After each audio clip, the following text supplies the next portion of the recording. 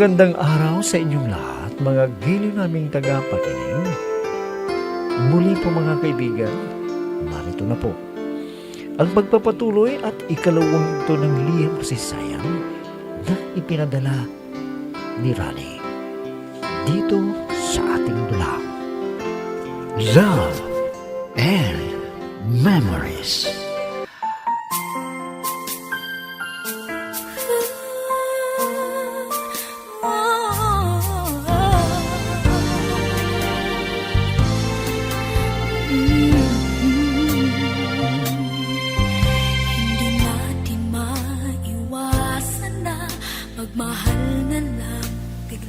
Noong nakita ko si Jessa sa isang okasyon, ay gusto ko siyang makilala.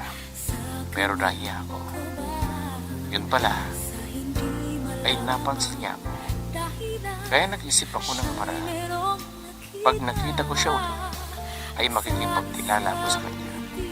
Kaya minsan na pupunta ako ng mall, ay nandoon siya. Kaya ginawa ko yung diskarte na alam ko. At naging epektibo at nagkwentuhan kami. At nagabihan na ako. Pero nagdahilan siya sa mamagyan. At tamang-tama, natupalaw ang isang manliligaw niya.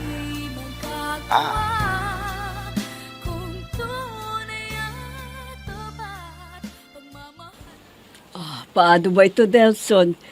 Hindi kasi pwedeng makipag-usap sa iyo si Jessa. Oh, bakit po ma'am? Ayaw ba niya akong kausap? Alam naman niya na dadalaw ko sa kanya ngayon. Alam niya, kaya lang, hindi ko akalain na magkakasakit siya. Saan na maintindihan mo ang kanyang kalagayan? Ay, ganun ba mama? Totoo kaya may dinaramdam siya? Baka sabi lang yun sa inyo, para hindi niya ako kusapin. Ha? Anong ibig mong sabihin, Delson? Hindi ka naniniwala sa sinasabi ko sa'yo?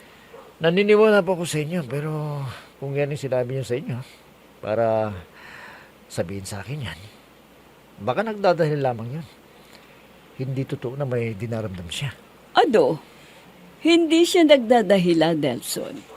Dahil ako mismo ang nagpainom sa kanya ng gamot. At mainit na mainit siya. At ginigidaw. Kaya alam ko na hindi siya nagdadahilan.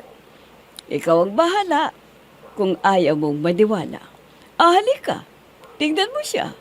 Para malaman mo na totoo na may sakit si Jessa.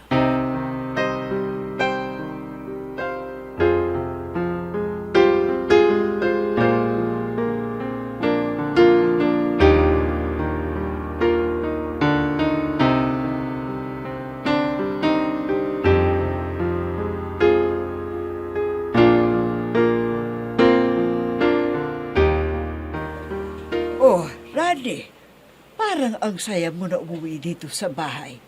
Ano bang nakain mo at may dala ka yatang merienda? Totoo po yan, inay. Dahil yung babaeng gusto ko, nakita ko na. At nagkakwentuhan na kami. Kaya pala, para kang lumalakad sa ulap. Parang sobra kasi ang saya mo.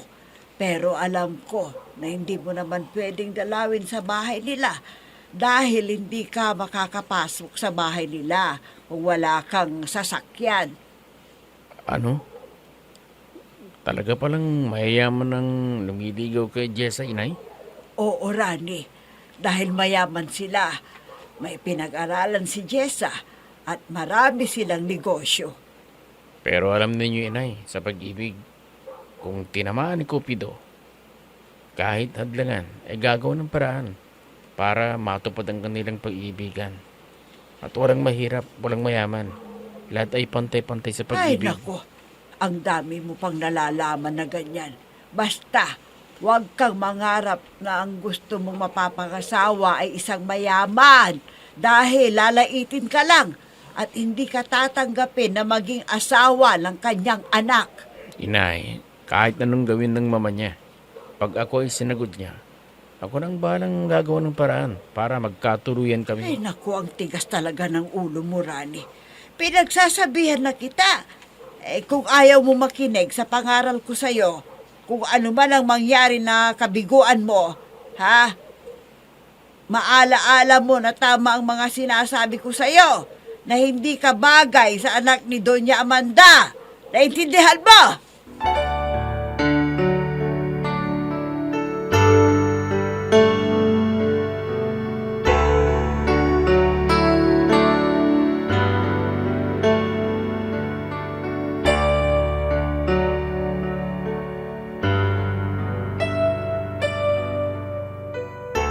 Ay, naku.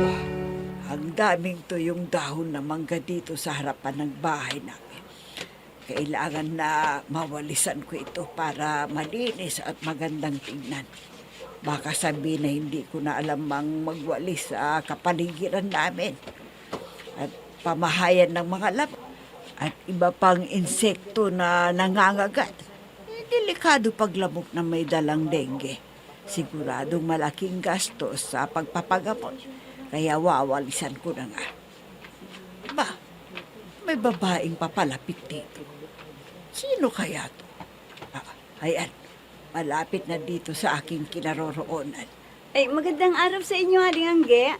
Pwede ba kayong maistorbo sandali? Ikaw pala, Lene. Magandang araw din sa'yo. Ano bang kailangan mo? Sabihin mo. Ay, nandito po ba si Rani? Magpapasama sana ako sa kanya. Nandito po ba siya, Aling Angge? Oo.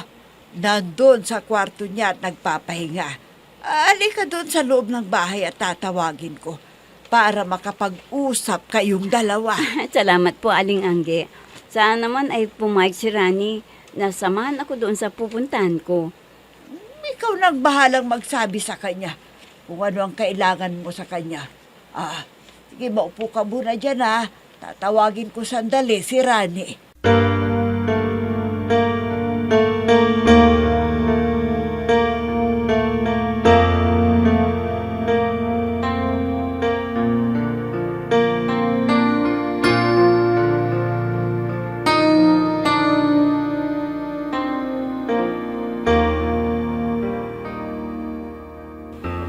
Inay, bakit ninyo sinabi na nandito ako? Sana sinabi niyo na lang na wala ako. Pag pumunta ulit dito yan, pagtataguan ko na. Bakit mo naman siya pagtataguan? Akala ko kaibigan mo. Kaya kung minsan tinutulungan mo. Noon yun. Pero ngayon, hindi na pwede. Baka makita kami ng babaeng gusto kong ligawan. O di sabihin mo sa kanya. Pero alam mo anak, may gusto sa'yo si Lene. Bakit hindi na lang siyang ligawan mo? Mabait naman at masipag. Hindi siyang gusto ko, inay. Parang kapatid lang turing ko sa kanya. Ibang mahal ko. Kaya hindi pwede na ligawan ko siya. Ay, napakapihikan mo naman. Ang gusto mo, mayaman. Para ikaw ang laging nililibre, ganun ba? Pero hindi ka kaya masaktan. Baka yung nililigawan mo may nobyo na yon. Lalo na yung anak ni Doña Amanda. Ay, Nako. kung may nobyo na yon, di sana sinabi sa akin. O kaya hindi na makikipagkita sa akin.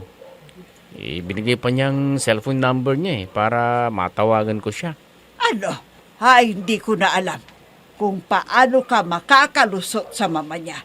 At alam ko na hahadlang sa'yo kung liligawan mo man yung anak niya.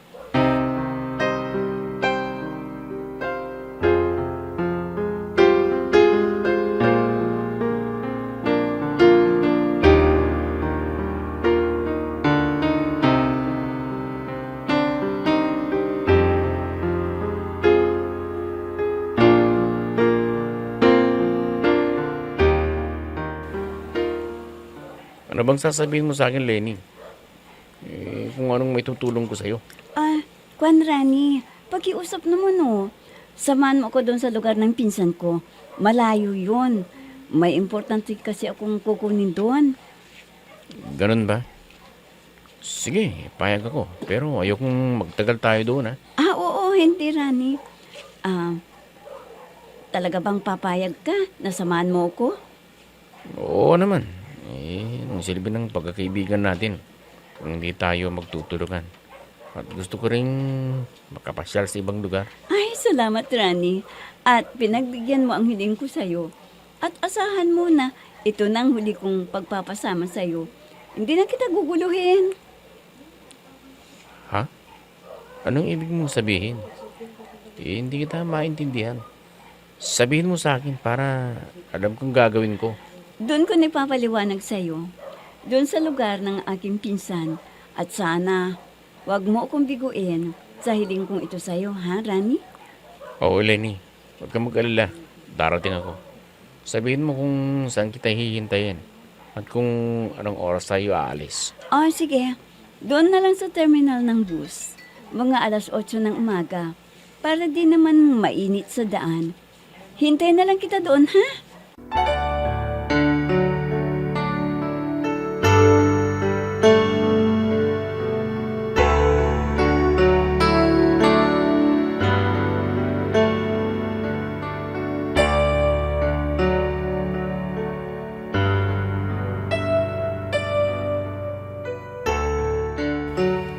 Hindi pa tumatawag si Rani sa akin. Bakit kaya? Ano bang nangyari sa taong yun? Kinuha niya ang number ko pero wala pang text o tawag niya. Baka naman busy, kaya hindi niya maharap ang tumawag sa akin. Hindi bale, maghintay na lang ako. Natatawag sa akin. At magaan ang loob ko. Ano kaya? May gusto kaya siya sa akin? Ay, Jessa Iha. May malalim kang iniisip. May problema ka ba? Sabihin mo para mapayuhan kita. Wala po, Mama. Pero, nainip ako dito sa bahay. Ano bang pwede kong gawin? Ang mabuti pa ay tawagan mo si Delson at mamasyal kayo sa mga magagandang lugar dito sa atin. Huwag na, Mama. Di ko siya gustong kasama. Kulit niya eh. Lagi niyang iginigit ang nasagutin ko. Pero paano ko siya sasagutin? Di ko naman siya mahal. Iha, alam ko na mapag-aaralan mo siyang mahalin. Bigyan mo siya ng pagkakataon para ipakita kanyang pagmamahal sa iyo. Basta ayaw ko sa lalaking yun, Mama. Di ko siya pwedeng pagkatiwalaan. Para siyang manyakis eh, kung makatingin. Gusto na niya akong sunggaban. Ano? Hindi naman siguro gagawin niya sa iyon. Kung ayaw mo, wala siyang magagawa. Kaya para hindi ka maidip, sige na lang, mag-shopping ka, Iha. Sige po, Mama. Pero hindi si Nelson ang kasama ko, kundi tatawagan ko yung kaibigan ko at siya ang kasama ko na maglibot sa mall.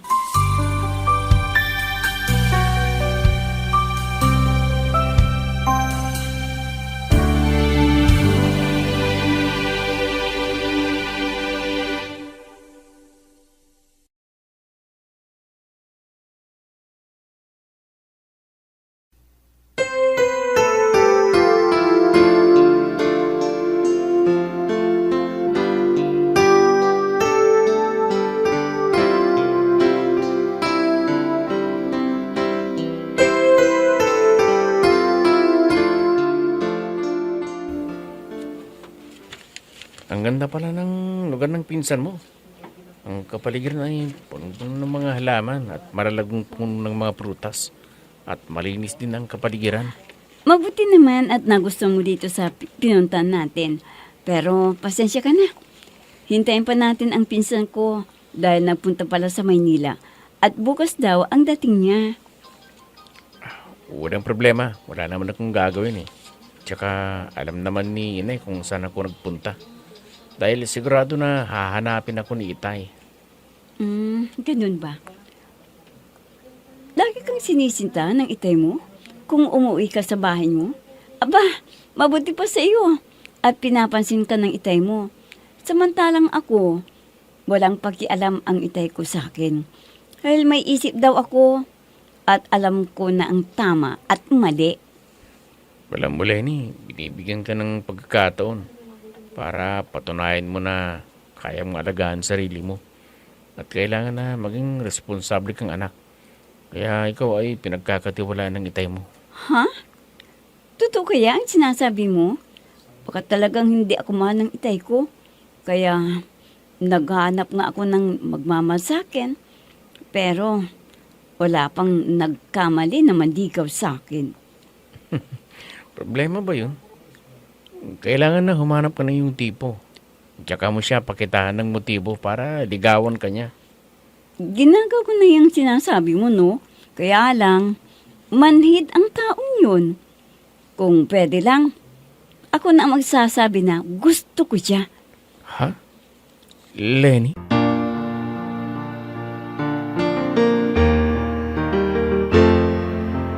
I'm so blessed I have you, 'cause you gave the world to me.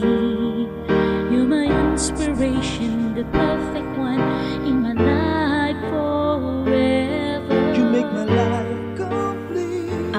Lori, busy ka ba ngayon? Hindi naman. Bakit? May pupuntahan ba tayo na okasyon? At bongga ang handaan? Hindi yan. Kaya ako pumunta rito para samahan mo ako sa mall na mag-shopping at baka makita ko uli yung Prince Charming ko. Ano? May nakilala ka na tipo mo, pero hindi mo man lang sinabi sa akin. Ikaw ha, naglilihim ka na. Hindi naman. Kaya lang, ngayon lang ako nagkaroon ng oras para pumunta rito sa inyo. Sa bagay, alam ko naman na lagi kang busy dahil tinutulungan mo yung mama mo sa kanyang negosyo. Buti ka pa, mayroon ng Prince Charming. Pero ako, kailan kaya? Huwag kang mag-alala. Sabi ng manghula na darating na siya para magkita na kayo. Ikaw ha, lagi mo akong binibiro. Alam mo naman na hindi ko pa naranasan ng ligawan. Paano kaya? Exciting ba, ha? Siguro, kung gusto mo ang naniligaw sa iyo, paano kung hindi? Ha? O di patay. Teka, sandali at magbibihis muna ako para makapunta na tayo sa mall. Araw-araw na lang pinapayuhan ng sarili na kaya ko pa lahat, pwede pa magagandang alaala. Ano, Rani? Nagusto mo ba ang niluto kong ulam natin? Oo, Lenny. Ang sarap mo ng luto mo. Talagang pinag-aralan mo ang magluto. Bakit? Handa ka na bang mag-asawa?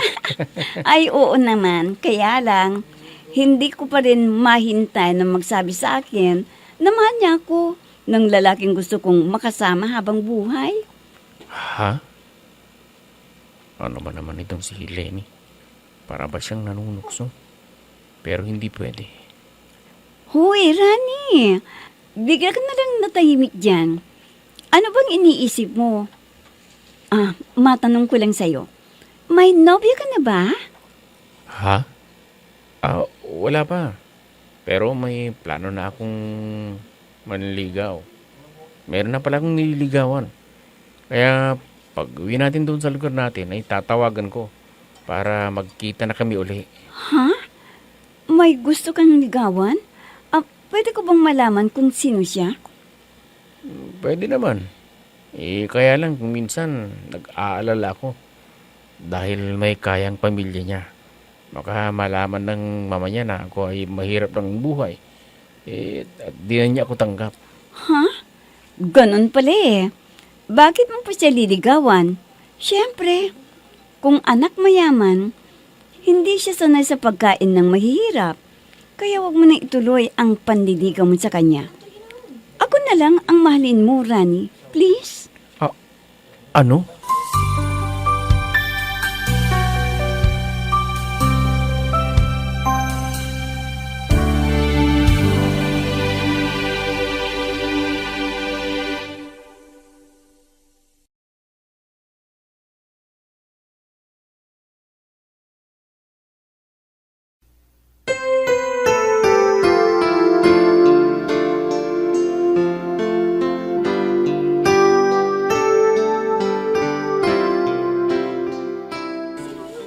Matukso kaya si Rani kay Lenny.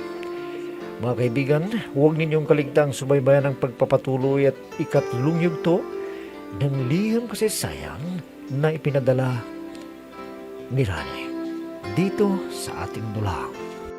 Love and Memories. Mga nagbibigay buhay sa ating dula ay sina Mayra Abrihal Narnola, Susan Malikdem, Robert de Guzman, Yehuda Ismael, Eva Alcoriza, Jun Cabato, Ami Diaz, at si Oscar Ora.